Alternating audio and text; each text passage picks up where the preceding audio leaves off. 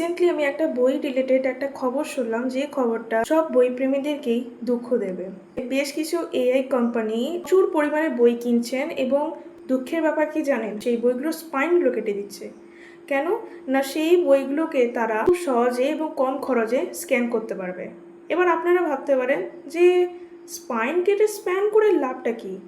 কারণ বর্তমানে এআইতে যে প্রচুর তথ্য ভুল বলে প্রমাণিত হয়েছে এবং এটা দেখা গেছে যে 2022 সালের আগে অবধি যে বইগুলো লেখা হয়েছিল সেই বইগুলো এআই দ্বারা প্রভাবিত নয়।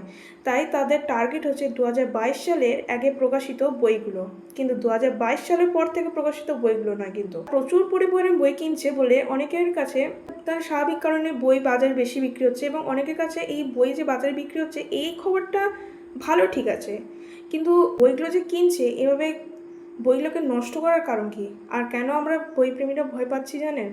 এই যে বাজে কাজটা করছেন এর কারণে বিভিন্ন রেয়ার বই যেগুলো আর কোনোদিন পুনর্মুদ্রিত হবে না, সেই বইগুলো চিরতরে হারিয়ে যাচ্ছে। সারা পৃথিবী জুড়ে এই ঘটনাটাকে নিয়ে তীব্র নিন্দার ঝড় উঠে গেছে। এমনকি ইলন মাস্কের মতো ব্যক্তিরা বলেছেন যে খরচা বেশি হোক বা না হোক, প্রসেস কঠিন হোক বা যাই হোক না কেন, বইয়ের স্পাইন না কেটে যেন তারা স্ক্যান করতে পারে। এআইতে যে তথ্য ভুল, এটা তো বইগুলোর দোষ নয়, তারা নিজেরা এআইকে ইমপ্রুভ করতেই পারে। এতে বইগুলোকে কেটে নষ্ট করার মানে কি আমি বুঝতে পারলাম না। সারা পৃথিবীর মানুষকে আধুনিক যুগে বই পড়ানো বা একটা বইয়ের জগতে একটা বর্বরতা ঘটনা বলে তারা জানিয়েছেন।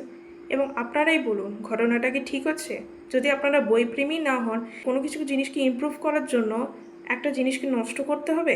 কমেন্টে লিখে জানান।